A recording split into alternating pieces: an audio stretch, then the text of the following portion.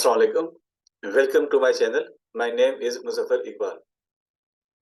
ये हमारा आज का टॉपिक है कि व्हाट इज़ अरे और हम जावा में अरे को कैसे डिफाइन और कैसे यूज़ कर सकते हैं। फर्स्ट ऑफ ऑल अरे होती क्या है?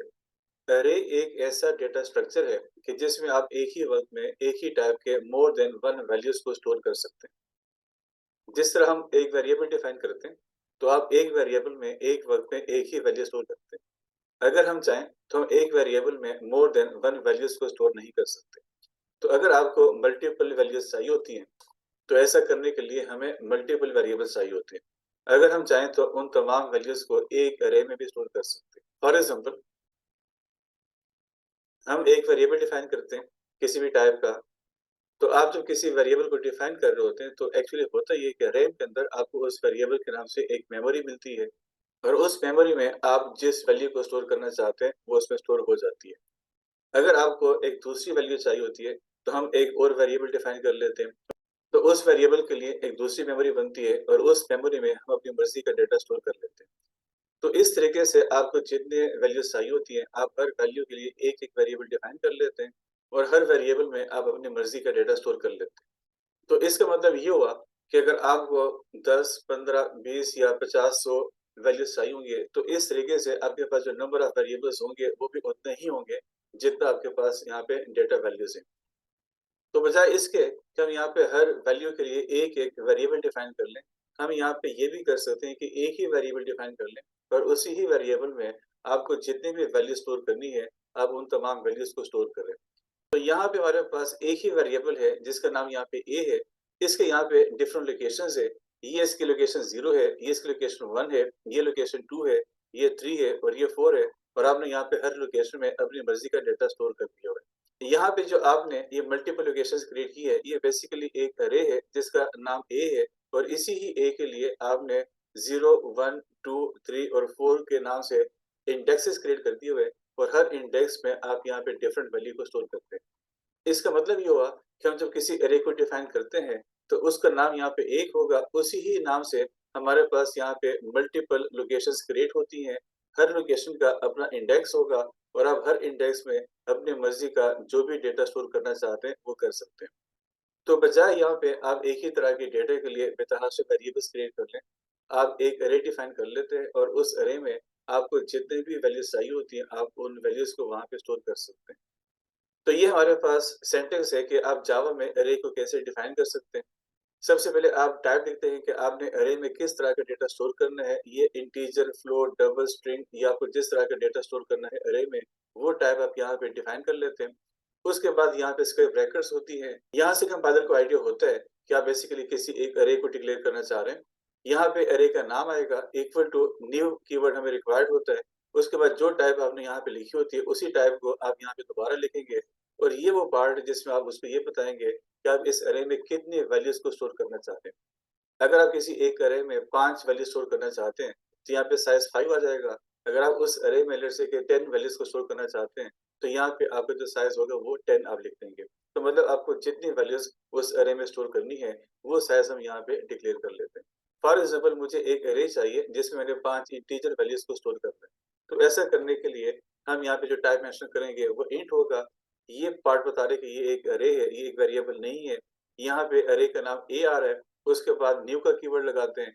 जो टाइप हमने यहाँ पे लिखी होती है, वो टाइप यहाँ पे आ जाएगी, यानी कि मुझे इंटीजर की अरे चाहिए और आपको कितनी वैल्यूज़ इस अरे में स्टोर करनी है, ये आपको इस अरे में कितनी मेमोरी लोकेशंस चाहिए, तो वो चीज़ हम य यहाँ पे लिख लेते हैं कि मुझे इस साइज़ का अरे चाहिए या मुझे इस अरे में इतनी मेमोरी लोकेशंस चाहिए। फ़र्ज़ करते हैं कि आपने ये कमांड लिख दी हुई है, उसके बाद होता ही क्या है कि हमारे पास इस अरे के लिए 5 मेमोरी लोकेशंस क्रिएट हो जाएँगे। ये हमारे पास 5 मेमोरी लोकेशंस हैं और इसका नाम यहाँ पे ए है, ये इसके इंडेक्सेस हैं, ये इसका इंडेक्स 0 है, ये 1 है, 2 है, 3 है, 4 है। 2 चीज़ें इम्पोर्टेंट है कि अरे के जो इंडेक्सेस होते हैं, ये हमेशा स्टार्ट होते हैं 0 से। और दूसरी बात ये है कि आप जब किसी अरे को डिक्लेयर कर लेते हैं, तो जावा में अरे लाज़मी इनिशियलाइज़ होती है और बाय डिफ़ॉल्ट अगर आपने इंटीजर अरे डिफाइन की होगी, तो इसके हर लोकेशन में, इसके हर इंडेक्स में आपको बाय डिफ़ॉल्ट 0 स्टोर हो जाते हैं। अगर आप 0 की बजाय अपनी मर्ज़ी का डेटा स्टोर करना चाहते हैं, तो आप इस तरीके से उसको बता सकते हैं कि आप इस अरे के कौन से इंडेक्स में कौन सी वैल्यू को स्टोर करना चाहते हैं। फॉर एग्ज़ाम्पल जो फर्स्ट इंडेक्स है इसमें मैं स्टोर करना चाह रहा था 5। तो हम यहाँ पे A0 इक्वल टू 5 लिख देंगे जिसका मतलब ये होगा कि हम 5 को इस इंडेक्स में स्टोर करना चाहते हैं। इसी तरीके से अगर आपको इस इंडेक्स में कोई वैल्यू स्टोर करनी है, तो आप उसको बताएँगे कि मैं इस अरे के 1 इंडेक्स में इस वैल्यू को स्टोर करना चाहता हूँ। तो ये जो आपकी वैल्यू होगी, ये इस अरे के इंडेक्स 1 में स्टोर हो जाती है। और इस तरीके से आप हर इंडेक्स में ये बताएँगे कि आप उसमें क्या-क्या स्टोर करना चाहते हैं। फॉर एग्ज़ाम्पल मैं इस अरे के इंडेक्स 2 में 3 को स्टोर करना चाहता हूँ, तो ये जो 3 होगा ये इस अरे के इस इंडेक्स में स्टोर हो जाएगा। इसी तरीके से मैं 2 स्टोर करना चाह रहा हूँ इस अरे के इंडेक्स 3 में, तो इस जगह पे ये 2 स्टोर हो जाएगा। और अगर मैं 6 स्टोर करना चाह रहा हूँ इंडेक्स 4 पे, तो मैं यहाँ पे A4 इक्वल टू 6 लिख सकता हूँ। तो ये जो 6 होगा ये इस अरे के इंडेक्स 4 में स्टोर हो जाता है। तो मतलब कि अरे को डिक्लेयर करने के बाद आपके पास बाय डिफ़ॉल्ट यहाँ पे ज़ीरोज़ आ जाएँगे और आपको जिस इंडेक्स में जिस वैल्यू को स्टोर करना है, आप इस तरीके से अपनी वैल्यूज़ को वहाँ पे स्टोर करवा सकते हैं। बड़ी दफ़ा ऐसा होता है कि हम यूज़र से वैल्यूज़ को लेके इस अरे में स्टोर करना चाहते हैं। तो अभी आपको मैं नेटबीन्स पे लेके चलता हूँ और वहाँ पे देखते हैं कि हम अरे को कैसे डिफाइन करते हैं, हम कैसे उस अरे में डेटा को स्टोर करते हैं और आप कैसे उस अरे को प्रोसेस कर सकते हैं।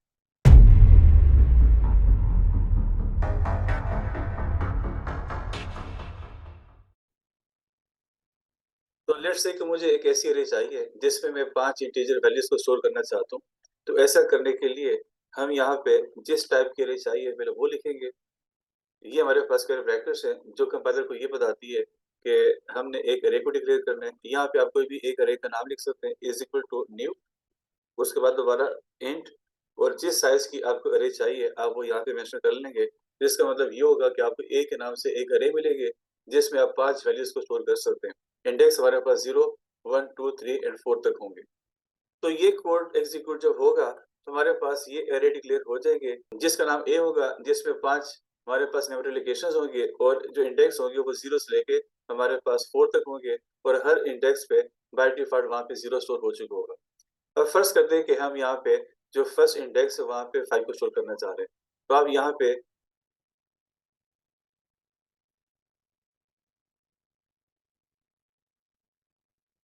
पे ये कोड लिख सकते हैं जिसका मतलब ये हुआ कि हमारे पास जो फर्स्ट इंडेक्स होगा यहाँ पे 5 स्टोर हो जाएगा। इसी तरीके से आपको जिस इंडेक्स पे जो-जो वैल्यूज़ चाहिए होती है वो हम यहाँ पे मेंशन कर सकते हैं।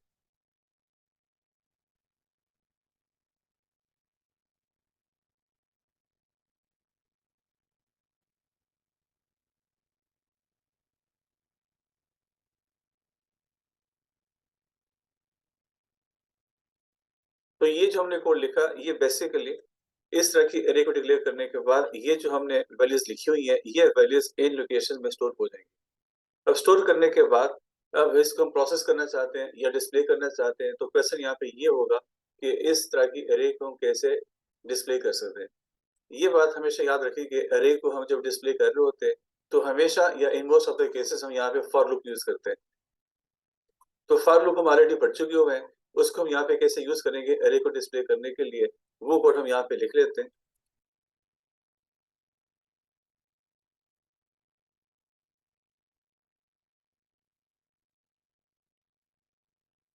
तो ये हमारे पास वो कोड है, जो कि आपके इस अरे को डिस्प्ले कर देगा। आई हमारे पास 0 है, क्योंकि हमारे पास जो अरे का इंडेक्स था, वो स्टार्ट हो रहा था 0 से।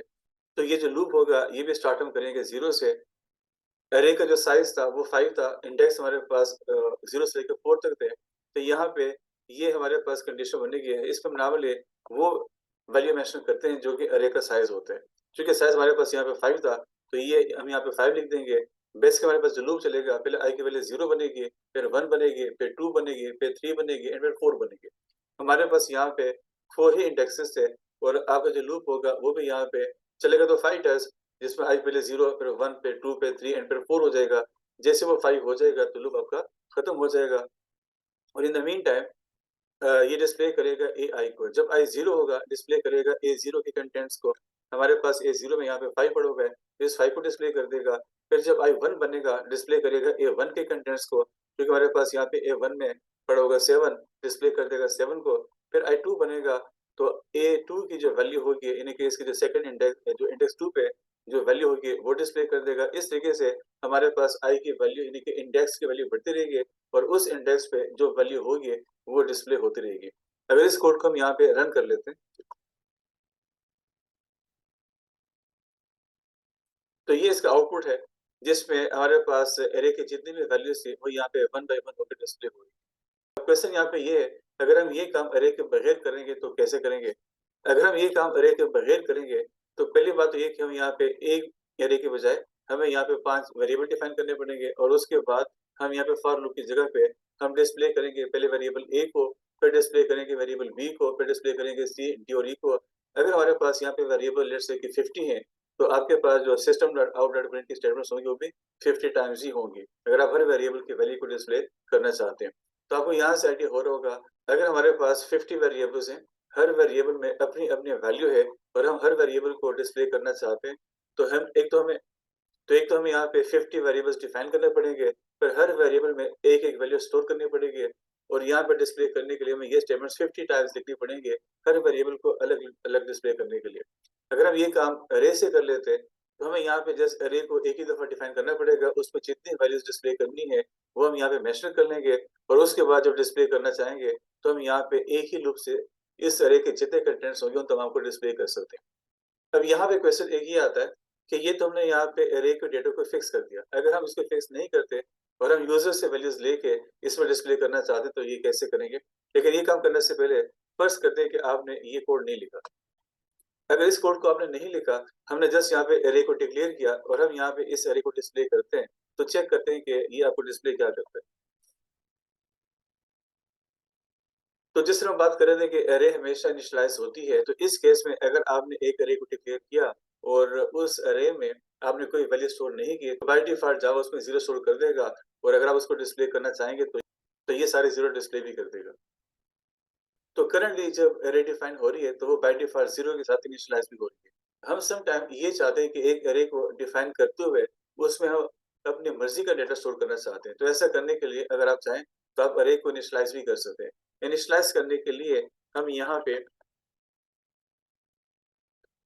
वो वैल्यूज़ मेंशन करते हैं जो कि आप उसमें स्टोर करना चाहते हैं। फॉर एग्ज़ाम्पल मैं इस अरे में जिन वैल्यूज़ को इनिशियलाइज़ करना चाहता हूँ, ये वो वैल्यूज़ हैं जो कि मैं इस अरे में इनिशियलाइज़ करना चाहता हूँ। तो इसका मतलब ये होगा कि ये जो वैल्यू होगी, ये इंडेक्स 0 में, ये इंडेक्स 1 में, ये इंडेक्स 2 में, ये इंडेक्स 3 में और ये वैल्यू इसके इंडेक्स 4 में आ जाएगी। अगर हम इस लूप को अगर हम इस लूप के ज़रिए इस अरे को डिस्प्ले करें,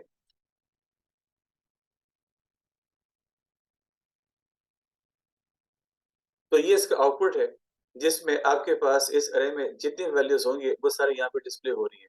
तो मतलब यहाँ पे ये है कि अगर आप अरे को इनिशियलाइज़ करना चाहते हैं, तो आप इस तरीके से अरे को इनिशियलाइज़ भी कर सकते हैं।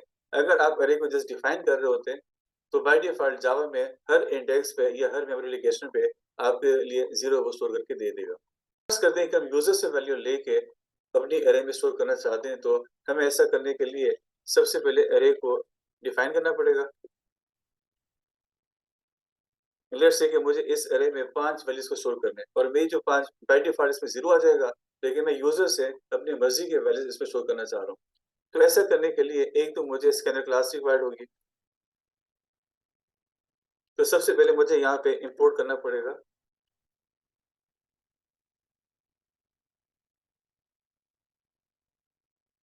तो यहाँ पे मैंने स्कैनर क्लास को इंपोर्ट किया, इसका मैं यहाँ पे एक ऑब्जेक्ट क्रिएट कर लेता हूँ।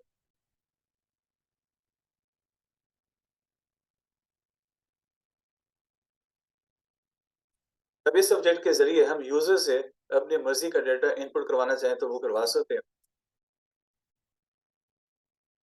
लेट्स से कि मैं यहाँ पे एक मैसेज डिस्प्ले करता हूँ।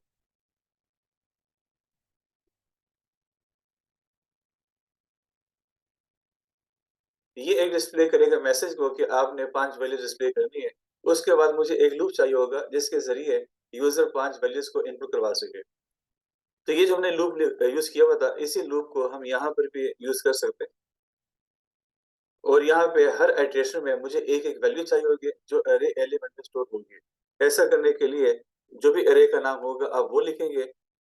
यहाँ पे आई वो वेरिएबल है जो इस अरे में हम यूज़ कर रहे हैं एज़ अ कंट्रोल वेरिएबल।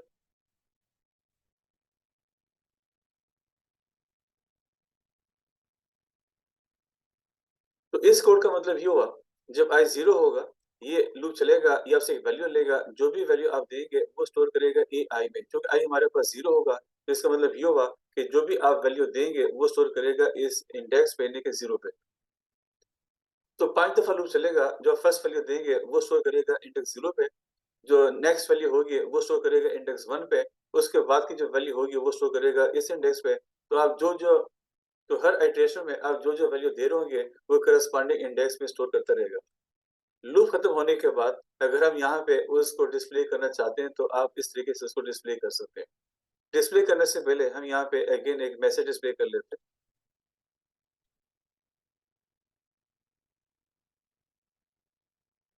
एक मैसेज डिस्प्ले किया कि आपने जो अरे दी थी, ये उसकी वैल्यूज़ हैं।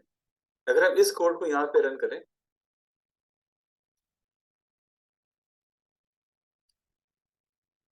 तो ये मुझसे पहले 5 वैल्यूज़ ले रहा है। फर्ज़ करते हैं कि ये मेरी फर्स्ट वैल्यू है, ये सेकंड वैल्यू है, ये मैंने उसको थर्ड वैल्यू दी है, ये डिफरेंट मैं वैल्यूज़ दे रहा हूँ। अब यहाँ पे जो मैंने फर्स्ट वैल्यू दी होगी, ये स्टोर होगी इंडेक्स 0 पे, ये वैल्यू स्टोर होगी इंडेक्स 1 पे, ये इंडेक्स 2 पे, ये इंडेक्स 3 पे और ये इंडेक्स 4 पे। एंटर करने के बाद हमारे पास जो डेटा था, वो आपकी अरे में स्टोर हो गया है डिफरेंट इंडेक्सेस में। उसके बाद जब आप उसको डिस्प्ले करेंगे, डिस्प्ले करने के लिए पहले आई हमारे पास 0 होगा, चूँकि 0 5 से लेस होगा तो डिस्प्ले करेगा A0 के कंटेंट्स को। चूँकि आपने A0 में 1 डिस्प्ले किया हुआ था, तो ये आप यहाँ पे 1 डिस्प्ले करके दे रहे हैं। उसके बाद जब ये लूप चलेगा तो I1 हो जाएगा, 1 भी 5 से लेस है, ये डिस्प्ले करेगा A1 के कंटेंट्स को, यानी कि जो इंडेक्स 1 होगा उसके कंटेंट्स को। हमने इंडेक्स 1 पे 5 स्टोर किया हुआ था, तो डिस्प्ले कर देगा 5 को, उसके बाद दोबारा लूप चलेगा। तो इस तरीके से हमारे पास जो डिफरेंट इंडेक्सेस पे जो-जो वैल्यूज़ आपने यहाँ पे स्टोर की थी, वही वैल्यूज़ ये आप यहाँ पे डिस्प्ले करके दे रहे हैं। तो इस तरीके से हम अरे को डिफाइन कर रहे होते हैं। इस तरीके से आप यूज़र से वैल्यूज़ लेके अरे में स्टोर कर सकते हैं और इस तरीके से आप उसको डिस्प्ले करना चाहें तो डिस्प्ले कर सकते हैं। अरे में हम बेतहाशा काम कर सकते हैं। इसका बेसिक कांसेप्ट है कि हम अरे डिफाइन कैसे करते हैं, हम अरे में डेटा को स्टोर कैसे करते हैं और हम अरे के डेटा को डिस्प्ले कैसे करते हैं। नेक्स्ट वीडियो में हम ये देखेंगे कि आपने जो डेटा यूज़र से ले लिया, अगर आप उसको प्रोसेस करना चाहते हैं, तो प्रोसेस हम कैसे करते हैं। तो नेक्स्ट वीडियो में हम देखते हैं कि आप इस अरे के कंटेंट्स को कैसे प्रोसेस करवा सकते हैं। Thank you.